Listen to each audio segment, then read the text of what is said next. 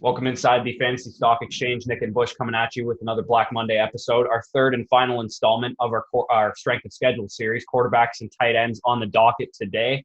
If at any point during this video you feel like you got some value, make sure you guys hit the like button, subscribe down below, hit the bell notification, and make sure that you comment on the video. It helps us out more than you think. Without further ado, let's get into the first guy we're talking about today. We're going to start with the top three easiest quarterback schedules. Based on Sharp Football Stats has a bunch of different metrics. A great site. I really encourage you to check it out. Our first guy on the docket today, actually. First, how you doing, Nick? Forgot to get Good. in. Yeah, good, man. Dude, I'm excited like you are to talk about the Browns, which we will be getting to. But, yeah, dude, I'm good. Looking forward to another week of talking football.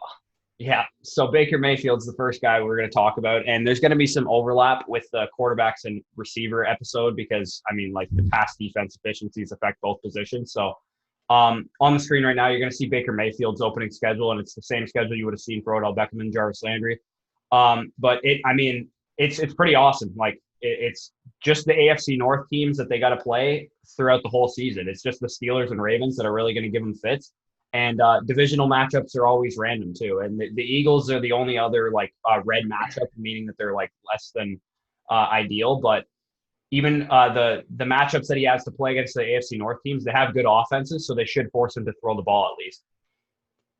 Yeah, I'm looking forward to kind of just seeing this different Browns with the Stefanski hire in general. Like last year, I was kind of looking at a bunch of Warren Sharp stuff, and he was showing back at 2018 kind of what they were doing with Hugh Jackson, and then when Freddie Kitchens took over, and why it was so exciting. Like Hugh Jackson was running a ton of 11 personnel in Baker's rookie year, literally 76% 11 personnel, and they were terrible out of it. They just weren't doing well. So Freddie Kitchens came in because he was a running back and tight ends coach, and he started running a bunch of 12 and 13. Well, their efficiency went way up, both in those packages and 11 personnel because they were doing both. And then Freddie Kitchens comes in 2019, and everyone's expecting him oh, yeah, he's going to coach really well and everything, but he didn't. Instead, he ran 11 personnel 84% of the time, and Warren Sharp thinks it was because of Todd Monken. Freddie Kitchens was always a tight end running back guy. Todd Monken is an air raid guy. Oh, so I remember Todd Monken. He coached my team 2 years ago, the offensive coordinator. Yeah, so even though Freddie Kitchens is, more geared towards tight ends and was calling the plays early on, Monken's influence for sure was the 11 personnel factor. So even though Baker Mayfield he's really terrible out of 11 personnel, it's kind of been proven. If you look at the stats both years, he's pretty bad unless you're running a consistent play action and bringing in the big boys. Yeah, and who is their offensive coordinator right now? Because I know that could be the same kind of situation is what you lined up, because Stefanski ran a lot of 12 personnel, but if their offensive coordinator is not from that system, then he might do the same thing. So that's a little concerning, but as you mentioned, I do think Stefanski's going to call the plays on offense, and I think he's going to stick to his philosophy, which if you saw in Minnesota last year, they ran a lot of 12 personnel. And I think the personnel that they have on their team suits that type of offense, and them signing Austin Hooper kind of proves that as well. Yeah, that's what I was going to throw out. They got Austin Hooper. They also drafted Harrison Bryant in the 5th round, which when you already have a first-round tight end in David Njoku, and you pay big bucks to Hooper and draft another tight end, which a lot of people liked Harrison Bryant. Plus, they added Conklin and Wills. I feel like these guys, they're shaping up to go 12 personnel, 13 personnel, a lot of tight ends. I thought you were going to say 12 and 4 when you said 12 there. I thought you were going to shout out how many wins they're going to get. Yeah. Oh, yeah, dude. Yeah, their win projection is 7.5. But you know what, dude? They're going 12 and 4. They're going to run all the way to victory. Yeah. I don't know. They really could, though. The ultimate post-hype sleeper could be the Browns, even though I don't know. I don't really think it's going to happen, but yeah, I'm a Baker apologist. I loved Baker. He was my I love Baker too. Quarterback coming out of that draft. He was my favorite guy. I thought he was the best one. Let's get back to the schedule part of it. In the receiver episode, I said it's favorable for big plays. It is. So that definitely helps with guys like Odell Beckham and even some of the tight ends that are capable of producing big plays. And Baker averaged nearly 21 points per game in favorable matchups and 8 points, 0.06 yards per attempt, which is really good. compared to 15 points per game fantasy-wise and 6.88 yards per attempt in bad matchups. So he definitely was better in good matchups. So on to the next guy, and this is my dude. Gardner Menchu, it's the next guy. And as I said, for DJ Chark's schedule, it's really freaking good. Basically, this is one of the reasons that Gardner Minshew is a top 12 quarterback in my rankings right now. But Gardner Minshew has an excellent start to the season. He has an early bye week. I get it. But, I mean, the explosive pass defense is fucking gorgeous also. Like, coupled with Minshew's deep passing, which ranked third in the NFL last year, according to PFF, on passes 20 yards downfield. And I believe it was Watson and Wilson who were ahead of him. So those were like two elite quarterbacks. It should make for an awesome combo for Minshew. This schedule is also favorable from yards per attempt allowed, third down percentage. Like literally every metric that a passing game could want is the Jags schedule this year. So like Minshew is just a screaming value to me. I take him in every draft in Superflex in like one quarterback leagues. I take him over Wentz. I would take him over Goff. I would take him over Ben. I would take him over all these guys because his schedule is unreal. And just as a player, like you don't see many rookies come in. And if he wasn't a 6th round pick, he should have, like, he was better than Kyler Murray last year. Like, not a lot of people want to talk about this, but like, in terms of like, he only had 6 picks. He had 21 touchdowns. He had his rushing yardage output should have netted him a couple rushing touchdowns, which it didn't. So there's some positive regression from that perspective if he continues to run the ball. And he had nearly identical scoring against good and bad matchups. So it's kind of bad news for him having a good schedule, but it also means he's just a good quarterback. He doesn't get like Daniel Jones, for example, who we'll talk about later, was like much better against good matchups. Yeah, it's kind of like we talked about last week. I like Chark a lot. We like Minshew. Just to kind of give a little bit of an extra take or a different take, just looking at their schedule was there is potential, I feel like, for them to have some low-scoring games kind of early on. Like Colts, Titans. I mean, Dolphins are a harder matchup than it seems. Yeah. Bengals, like, who knows? And the Lions, like, I love their passing attack, but I feel like Matt Patricia loves to slow the game down, even with their really good potential passing attack. So I just was looking at it, I was like, their schedule looks amazing, but there could be some low-scoring games, which I don't know. It was a little concerning. That's just kind of to play devil's advocate. Just because I've already said I like Minshew a lot. I love Chark. Something kind of just noticeable about Minshew was out of play action last year. The Jags called it third least in the league, but he was like unreal in play action too. By far the best quarterback out of play action. Like he had 11.2 yards per attempt and a 68% success rating out of play action. Like it's ridiculous. So, I mean, if they have any sense kind of looking over the offseason at their quarterback who they know for sure is going to start, like they traded Nick Foles, Gardner Minshew's their guy for at least this year. If they do any, like looking at their team, they should notice that, dude, like on play action, especially if they hand the ball off to Leonard Fournette so much, like of course the teams are going to get in the box and be looking for Leonard Fournette. Like, dude, throw it to DJ Chark long. Let's just do something different. Let's get Gardner Minshew thrown off play action. Yeah, hopefully Jay Gruden, I think, is a much better offensive coordinator than the ones they've had there previously. Way better. Hopefully he realizes that. I don't have the splits in front of me of how much he used play action in Washington, but I feel like I heard stats a couple of years ago of people saying that like Kirk Cousins was so good on play action when he was in Washington. So it's probably had something to do with it. On to the next guy, and this is a guy, I think he's flying under the radar. For the number 1 overall pick in the NFL draft, no one's talking about Joe Burrow. I don't know why.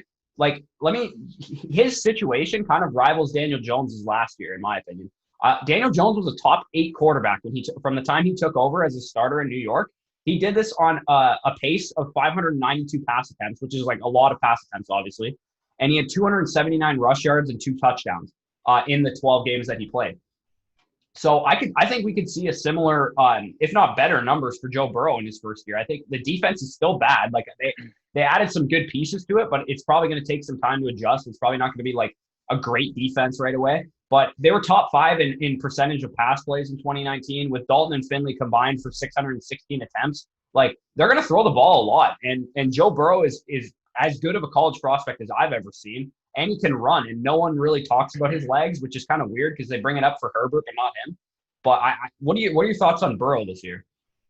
Yeah, I love Joe Burrow in general. Like last year, even in his year before last, so what, 2018, I would watch him sometimes on the field, and he just had the moxie and the it factor. Like, he'd make these big throws. It's like, wow, this dude could be good. And then he blew up, obviously, last year. So looking at the Bengals, like, a lot of people have kind of talked shit on the AJ Green signing, but I actually like it. I talk shit on AJ Green, but he still helps Burrow. Well, that's what I'm saying. Like, they've got their young quarterback, and they could have just been like, you know what? Like, AJ Green's aging. We're just going to let him walk. They're like, no, like, we want to give our young quarterback the best weaponry he can have to start his career off with success. I like that. I also like their wide receivers in general. So his weapons. And I think one of the biggest things that I feel like just still people don't talk about enough is Jonah Williams, their tackle that they drafted in the first round last year. He went down before even preseason started. So he's going to be back this year. Like, that's a first-round tackle that's going to be there for Joe Burrow on top of their weapons. Xavier Sue Filo from the Cowboys, too, who's not like the greatest guard in the world, but I can tell you, based on PFF grades at least, he's a big upgrade over the guys that they have on the interior last year. I can't remember what his name was. The guy that retired before the season started, John his name's escaping me, but one of their main guards, their best guards that they had, retired before the season last year, and their replacement level guards were just awful. Like, their PFF grades were like 35, like 40, like they were terrible. So Xavier Sue Filo, who's like a 60 PFF grade around his career, so he's not like a great guard, but he's definitely an upgrade over what they had. Yeah, they got him for cheap too. It was like $3 million a year. Something just noting on their schedule as well that I saw today that I really liked is they're projected to face the fastest pace of schedule. So, like, pace of play, I mean, in their schedule. They were a high pace themselves, too.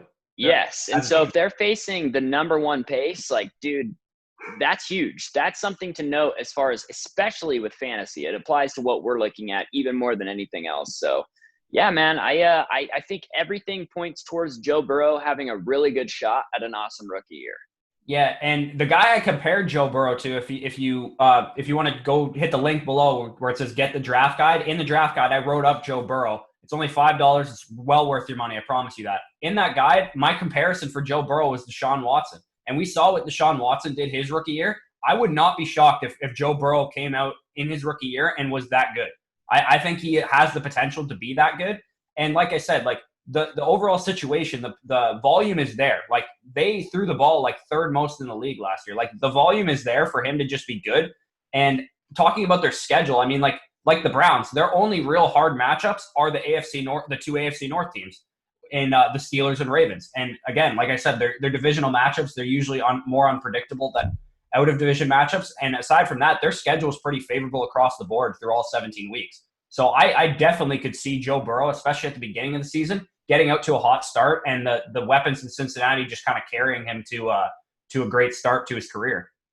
Mm-hmm. Yeah, I completely agree. I really do. Yeah, and some honorable mentions that have some good schedules, but they're not necessarily at the beginning of the season. They're kind of hit or miss throughout the beginning of the season. Is Big Ben has a great schedule, as we mentioned with the Steelers receivers on the receiver episode. Phillip Rivers, also we mentioned with the Colts receivers on the receiver episode. Phillip Rivers has a good schedule. He might be a decent streamer to start the season. And Lamar Jackson's like rushing and passing schedule is unreal. So, I mean, Lamar's my QB1. I don't know if he's everyone else's, but he's mine. So getting into the worst schedules, and I teased this on the receiver episode when I talked about the Giants receivers, but Daniel Jones' first 4 games are brutal. The Steelers, the Bears, the Niners, and the Rams. If nothing else, these guys have unreal pass rushes, and the Giants' offensive line has a rookie starting at whatever tackle spot it is, and the other one's Nate Solder. So, I don't think the Giants' offense is going to get off to too hot of a start, unfortunately, for people who have the second overall pick. That probably applies to Saquon Barkley as well. It's just gross. He's a popular breakout candidate for Daniel Jones, for me, among others in the industry, but his weekly ceiling is incredible. That's why I like him. He showed huge upside on a weekly basis last year as a rookie. And the late-round quarterback strategy is all about opening schedules. So if you intend on streaming the quarterback position week over week, or just drafting 2 guys and kind of alternating them, DJ is probably on your do not draft list, because you're probably not going to be able to use him for the first couple weeks of the season. And if you are able to use him, you're probably going to want to pair him with someone like Minshew or like Joe Burrow, who you can get later. And it's actually even worse of a schedule against explosive pass defenses. So, I mean, it's just not looking good to start the season for Daniel Jones. He'll probably be on your waiver wire week 5 after this stretch. And that's when I would recommend going to get him, because I think And as I mentioned previously, he performed nearly 7 PPR points per game better against bottom 12 defenses. So it really matters for him, and I expect him to get out to a very slow start to start the season. Yeah, a lot of times with these schedules, I can find some upside looking at maybe they have a high-scoring game coming up, or I can look at, maybe some downsides on the easier schedules with low-scoring games. But in this situation, it's like the double whammy. Not only does it seem like he's going to face really bad, really great defenses, they also seem like really low-scoring game potential. The rushing offenses of these teams are probably going to be pretty decent as well. And if not good, they're going to want to run the ball at least. That's what I mean. They're going to want to hold on to the ball when they get it. Also, their defense is good, so it's going to slow down the pace. Like, there's not going to be as much passing for Daniel Jones on top of facing, rough passing defenses. So I look at the schedule and I'm out on Daniel Jones at this point. Like, I cannot draft him. And I very rarely say that just about a schedule in general. It doesn't look good. We're going to talk. It's brutal. Yeah. Later, we're going to talk about a player that I think I pinpointed on the Giants as someone to target just based on his schedule. Like, maybe he could be Daniel Jones' guy. But yeah, I don't know. I guess the positive for the Giants is I do like that they drafted Andrew Thomas. Just drafting a tackle for your young quarterback, your young running back. Obviously, they all need that, like a franchise guy, but their line is still going to be a huge question mark. And Dave Gettleman's the GM, but anytime Dave Gettleman's anywhere, I just don't like it. I hate Jason Garrett, and I don't know why they would hire Jason Garrett as anything. Like, what has he proven to get another job? I don't know. I think it's his offense too, because Joe Judge strikes me as and you can see this based on his track record. Joe Judge is more the motivator, like you'll run through a wall for him kind of coach. He's not necessarily the schemer. So I expect Jason Garrett to basically run the offense, which is probably good news for Saquon Barkley in terms of a workload. But for the rest of the guys, it's not probably great news, especially the receivers. Anything else on DJ, or you want to move on to the next guy? Yeah, we can move on to the next guy. All right, so this is a guy you're probably not drafting too highly anyway, but this probably definitely, for me at least, puts him on my do not draft list, especially in a super flex if you're looking for a second or third quarterback late. And it's Derek Carr. I'll put his schedule up on the screen right now. The week 1 matchup in Carolina doesn't scare me. They lost James Bradbury and Luke Kuechly, so their defense can be terrible. But as we mentioned for the pass catchers in Oakland, or in Las Vegas, it doesn't look good for Carr either. Aside from the week 1 tilt against the Panthers, the schedule is just not great. And it's not good for explosive passes either, which is bad news for Tyrell Williams and Henry Ruggs and some of their other options that they have there, Lynn Bowden. Carr's traditionally been a great streaming option. Actually, if you look at his points per game against good matchups, he's averaged 21 points per game over his entire career against good matchups. So he's been a reliable streamer. When you know he's going to be in a smash spot, you're able to play him. But he's really disappointed in games against bad matchups, and that's basically because he's kind of like an average quarterback. He might be like the diameter between if you're a franchise quarterback or not, if you're worse or better than Derek Carr. So overall, I don't think Derek Carr is like an option that you're going to be wanting to start. I think he might be a great guy to pick up in week 8 once you get to bye weeks and his schedule kind of eases up a little bit. Yeah, as I was kind of looking at Derek Carr, I think for me it's just going to come down to cost as far as if I'm willing to take him. I know that's such a generic answer, but I actually might be more willing to take him than you are. I was looking just a lot of, Derek Carr gets a shitty rep for his ADOT, 6.6. He's like king of the check down. And I will say, he's been that kind of his whole career, but I'm hoping with the personnel that they bring in, potentially, I know Ruggs isn't just a deep threat, but that maybe they're willing to push the ball a little bit more with both Waller and Ruggs, Brian Edwards, really all of these guys. Because I was looking at last year, they were 4th in the league in success rate as far as passing goes, and they were 6th in yards per passing play. So even with that ADOT, there is still some upside, if he decides that he wants to unleash it a little bit, like maybe Mariota lights a fire under his ass. And maybe even with their schedule, I was looking, it's tough, but there's a lot of potential for high scoring game.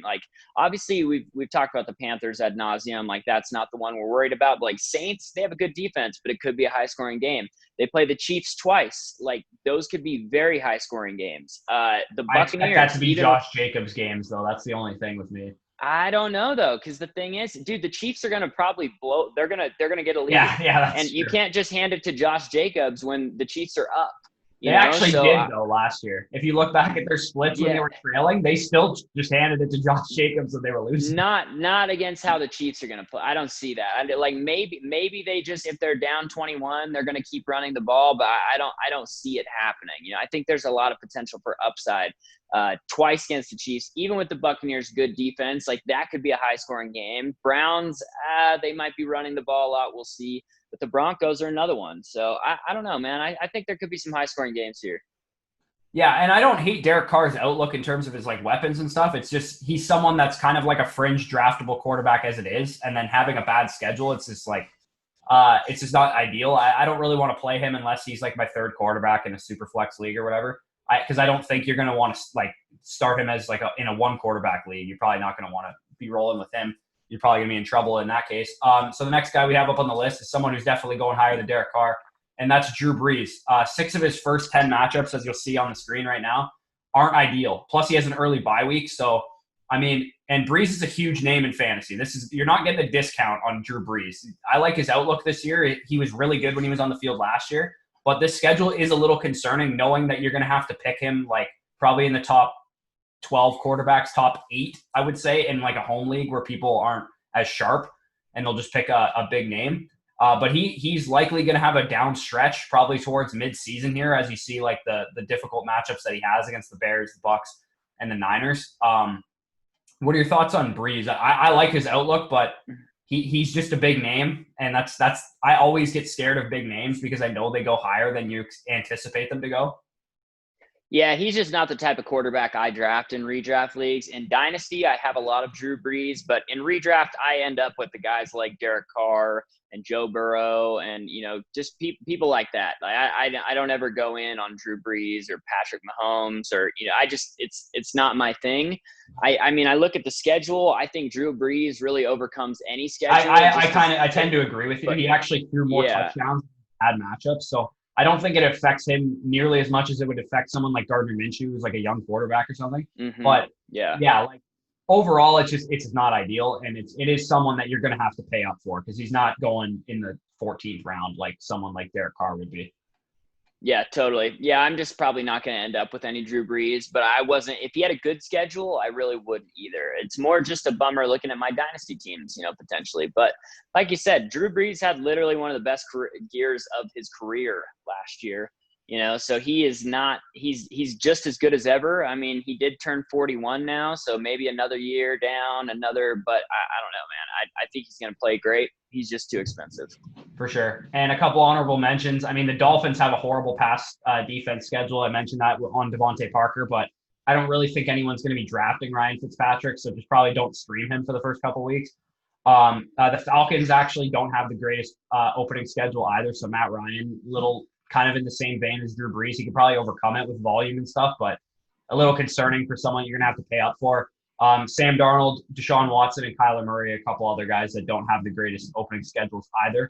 Onto the tight end position. I'll put this up on the screen right now. This is a chart actually from Pro Football Focus that charts the defenses that were best against tight ends last year.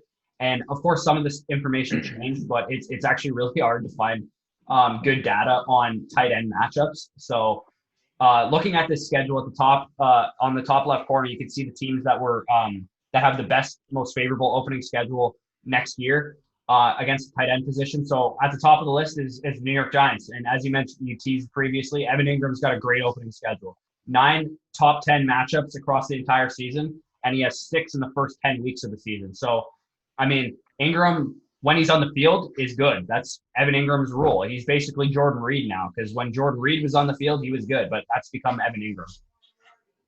Yeah, and we've talked about the Giants a lot for them having bad schedules, you know, Saquon, Daniel Jones, really just everybody. So seeing the one position that has potential for a good schedule is something I always like to just kind of like put away, file away, like, all right, at the very least, if I'm not drafting him in redraft, I'm going to play him in DFS because they're going to probably go to him a lot. Like they have a lot of money to look at the team they're facing, and even with Jason Garrett kind of being an idiot, me talking shit, like these guys are going to know that these teams aren't as good at facing the tight end as they are at wide receiver, or at least going to kind of know that. The one thing of note too is like last year, Evan Ingram was really inefficient in comparison to his career. Like him and Daniel Jones could not get on the same page. He had like a 6.1 yard ADOT, which before Evan Ingram was getting down the field, splitting the seam, being very efficient. He was always really good.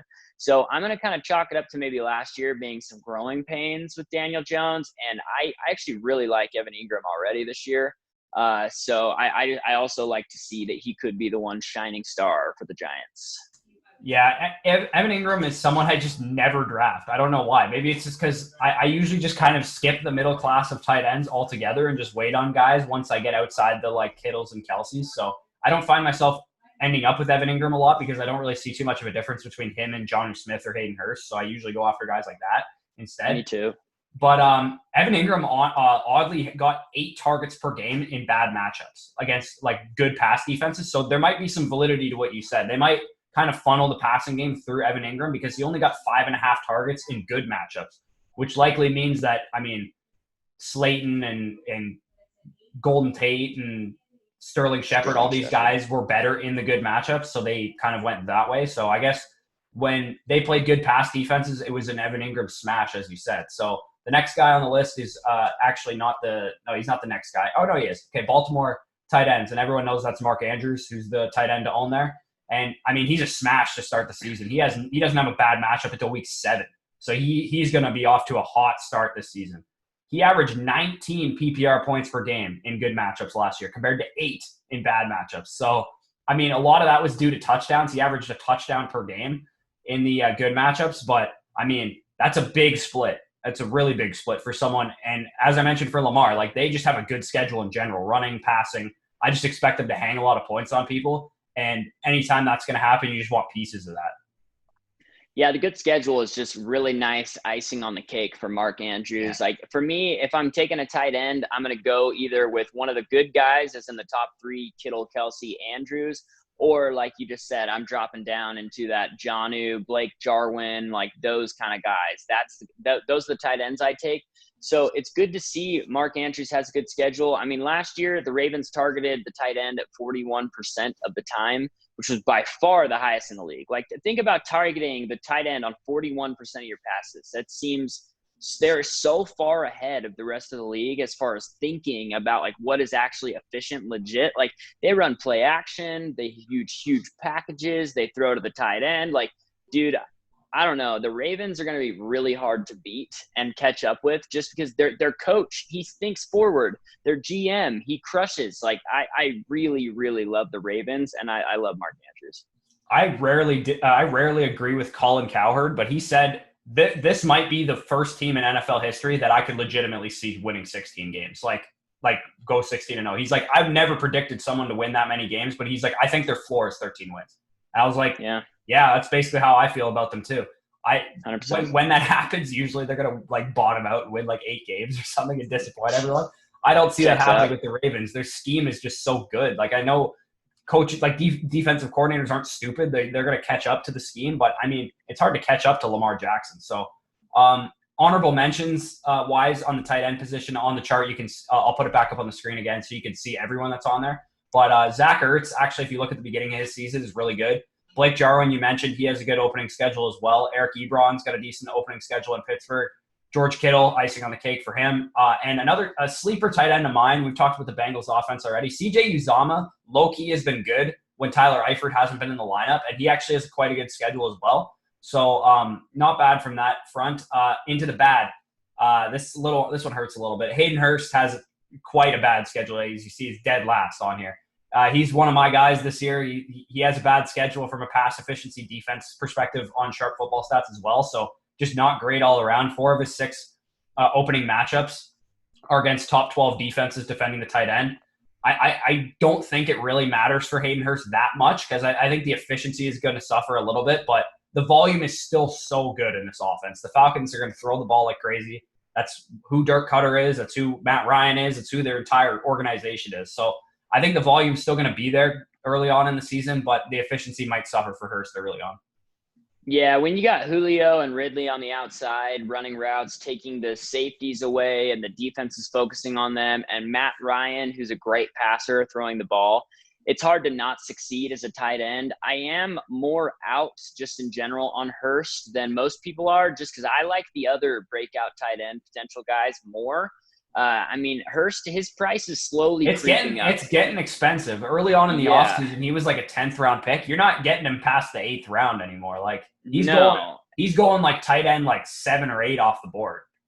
Yeah, and I could see that even going up a little higher. Like the hype on him is getting kind of out of control because everyone agrees it's a great situation, and I agree it's a great situation. But I don't know, man. We haven't really seen it from the guy. So just to be like, all right, A little well, yeah, OJ for Howard, sure, the situation, the way we're projecting it's concerning. So I don't know. I think I'm probably out on Hurst. The bad schedule is another thing. I mean, of note, the Falcons were one of the best teams last year at throwing to the tight end.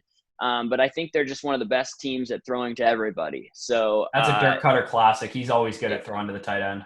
yeah, exactly. So I mean, I don't know. Take it for what you will. I don't blame anyone for taking Hayden Hurst, but I do think the down schedule on top of the fact that, I mean, we just don't know and his price is getting high, it's concerning. Yep. And a guy, I was so right about this guy last year, and I'm so proud of myself for predicting this one. Darren Waller. Darren Waller was on every team that I was in. Like I owned him everywhere. Me too. Because make sure you guys pay attention to this with training camp starting. When a team won't shut up about a player, like that means something. It's not just them going, oh yeah, we really like Darren Waller, he's doing well in camp. Like no, they actually talked about Darren Waller like every single day last year. And when that happens, you got to pay attention. It's something that you're constantly hearing like news from everywhere. And Roto World is a great website for this because they publish news like all the time. Make sure you're paying attention when you see the same themes and the same patterns over and over again from the same team, because that's usually when you can spot a breakout player. And that was the case with Darren Waller last year. But, I mean, the theme for the Raiders' schedule is #bad. It's bad for everyone. It's bad for Carr. It's bad for the receivers. It's bad for Waller. There's no smash matchups, meaning matchups that are in green, until week 8, and he has an early bye. So it's concerning for Waller. I think his schedule is easier than the receivers on his team. So he should be and I still think just in general, he's the primary target in the offense. But I mean, he actually received more volume in tougher matchups. So this could be a good news from a volume perspective, as I mentioned. But again, like Hurst, I think his efficiency is going to suffer because he probably is going to see some tougher matchups in man coverage or the way that they scheme him up. And everyone knows about him now too. He's not like surprising anyone like he did last year. So they're going to know he's the guy in the passing game this year. Yeah, I play in only really deep dynasty leagues, like 30 guys on a roster, usually Devy as well. And I have him in every league because he was still on those really deep dynasty league waiver wires. I picked him up on all of them, dude. So now I've got Waller everywhere because I thought last year it was very clear this guy was going to break out. And the thing is about Darren Waller is a lot of people are down on it. Like I still am holding him in dynasty because everybody's like, oh, this year he's going to have a huge collapse and blah, blah, blah. That makes no sense too, because no one likes Henry Ruggs and everyone's off Waller because of Henry Ruggs. Like it doesn't make any sense to me. If you don't like Ruggs, you should really like Waller. Well, also, he got 117 targets as a tight end. And with those targets, he was by far like the most efficient. He was so efficient, like 68% success rate on the majority of it, on the majority of his packages. Like that is unreal. So he was really good, really, really good. And yes, like usually you fade previous year's efficiency. Like it's hard to stay efficient year over year. But with that volume, even with a slight regression efficiency wise, like he'll crush. So I don't know, man. It's concerning, and there's got to be someone though. Like he's the guy. He's the guy in the offense that you still want to target though, because I think I love Ruggs, but like this offseason is different than any other one that we've seen, and rookies are gonna suffer from it. It's all rookies, running backs, receivers, quarterbacks. I think it's just gonna happen. So I mean, I'm gonna find myself drafting a lot less rookies than I usually do because I do think rookies are a great way to find value in terms of like people being down, especially on receivers, because people don't want to draft rookie receivers, even though they can be good after like a couple weeks. But either way, Waller is going to be, I think no matter what, like you saw with Jared Cook the year before too, like they like featuring tight ends in this offense, whether it's Derek Carr, whether it's John Gruden. whatever it is, they like using their tight ends, and they have a really good one, and they just paid him. So I don't think they're going to suddenly not throw him the ball because they drafted Ruggs and Bryan Edwards. Agreed. Cool. All right, so if you guys enjoyed, make sure you, as I mentioned previously, like the video, comment down below, subscribe, hit the notification bell. We post videos nearly every day, just Sundays because, that's how Sundays work. Make sure you guys also check out the draft guide. If you haven't done so, it's $5. It's well worth your money. There's a lot of information, rankings, sleepers, busts, team previews, data analysis, best resources to use. All that stuff's packed into there. And make sure you guys join the Discord as well. We're trying to definitely build that community up a little bit more than it's currently at. And with that being said, guys, take it easy and enjoy your Monday.